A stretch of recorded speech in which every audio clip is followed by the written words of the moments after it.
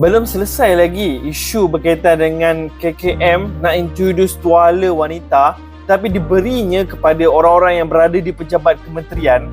Timbul pula isu yang baru sekarang ni, iaitu berkaitan dengan PrEP. So video ni saya nak bawa korang jalan-jalan lah berkaitan apa itu PrEP dan apa yang korang perlu tahu berkaitan dengan PrEP. PrEP tu membawa maksud iaitu Pre-Exposure Prophylaxis. Maksudnya adalah sejenis ubat yang kita berikan kepada sesuatu individu nak mencegah daripada kena penyakit yang kita targetkan tu. Dan dalam kes kali ni adalah HIV. Sebab sekarang ni kalau kita tengok kes HIV ni makin meningkat dan paling tinggi causes dia tu adalah disebabkan MSM, iaitu man to man sexual activity ataupun gay lah kira, antara lelaki dan lelaki. Dan kriteria pemberian ubat ni adalah akan fokus kepada umur 18 tahun ke atas, HIV yang negatif dan juga orang berisiko tinggi, dan juga adalah individu yang meminta diberikan secara percuma walaupun mereka tak perlu pun untuk makan ubat ini. Untuk pengetahuan korang lah, sebenarnya ubat PrEP ni bukanlah ubat yang baru sebenarnya. Dia dah lama sebenarnya digunakan. Cumanya sebelum ni kita gunakan untuk individu-individu yang berisiko tinggi. Sebagai contoh, anda kata seseorang ni dia berkahwin dengan orang HIV. So ubat PrEP ni kita akan bagi dekat orang yang tak ada HIV ni, supaya anda kata kalau mereka melakukan hubungan transmisi of HIV itu akan dikurangkan sehingga 99%. Itu pun dengan syarat kita suruh diorang pakai kondom juga untuk bagi prevention. Cuma yang sekarang yang menjadi isu adalah KKM ingin memperluaskan penggunaan benda ni kepada lagi banyak individu, terutamanya golongan LGBT, kerana mereka inilah yang menyebabkan penyebaran HIV yang tertinggi.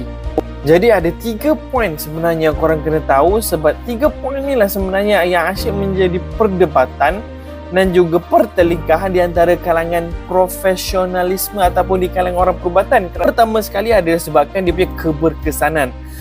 Selama ini, metod pertama sekali yang kita gunakan untuk pencegahan penularan HIV adalah abstinence ataupun elakkan daripada membuat hubungan seks ataupun memakai kondom. Dan itu jelas telah menunjukkan penurunan daripada penularan HIV.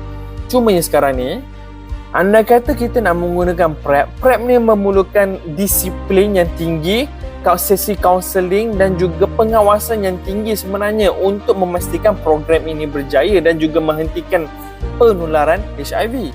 Dan contoh-contoh kita dah ada sebenarnya. Sebagai contoh, kalau penghisap dadah, kita ada metadon untuk menggantikan dia punya dadah itu, dan the end goal adalah untuk memberhentikan dia daripada menghisap dadah. Termasuk juga orang menghisap rokok lah, kita menggantikan dia dengan nikotin gum ataupun nikotin patch untuk in the end kita nak berhentikan dia daripada merokok. Cumanya daripada segi PrEP itself, adakah dia punya end goal itu untuk memberhentikan hubungan songsang ataupun sekadar nak menghentikan jangkitan HIV saja? Dan kalau macam tu, sifilis, chlamydia, HPV, gonoria, yang lain tu kita fikir lain kali lah. Yang kedua pula adalah kos.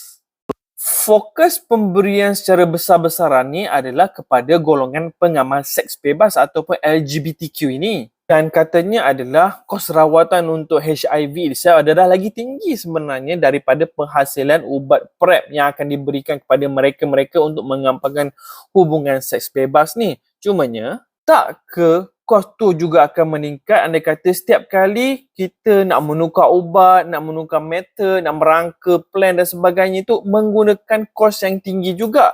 Sedangkan target kita hanyalah kepada golongan-golongan yang minoriti ini sahaja. Mengapa kita kena fokus menggunakan duit rakyat kita ni kepada golongan yang memang tak ada niat pun untuk menghindarkan ataupun mengelakkan daripada penyebaran HIV ini itself? Bukankah lebih baik kita fokuskan dana ataupun duit rakyat itu untuk memberikan pendidikan sejak kecil lagi supaya budaya songsang ataupun penyebaran HIV tak akan berlaku at the first place dekat minda anak-anak kita tu sendiri. Yang ketiga, sokongan kepada golongan LGBTQ, RSTUVWXYZ. Adakah dengan pelaksanaan program PrEP ini secara tidak langsung kita mengiktiraf kehadiran golongan LGBTQ semua ini?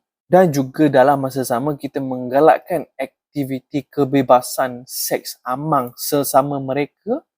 Jika sebelum ini mereka perlu membayar untuk mendapatkan khidmat pleasure dia dengan membeli ubat chemsex dan sebagainya. Tapi kali ini kita memberikan ubat secara percuma dan mereka tak perlu lagi fikir untuk memberhentikan penularan dan sebagainya. So selepas ni adakah golongan mereka akan bertambah lagi banyak ataupun bertambah lagi sedikit dengan kehadiran program PrEP ini? Jadi korang yang tengok video ni sekarang ni, adakah korang rasa sekarang ni lah masanya untuk KKM melaksanakan program PrEP dan juga fokus dana duit rakyat ke arah itu, ataupun sepatutnya fokuskan dana semua benda tu kepada menguatkan penguasaan dalam mencegah aktiviti amang seksual dan ataupun memfokuskan dana dalam mendidik golongan-golongan muda dan memantapkan ilmu mereka dalam mencegah dan juga mengelakkan melakukan perbuatan songsang ini. Komen di bawah pendapat-pendapat kalian.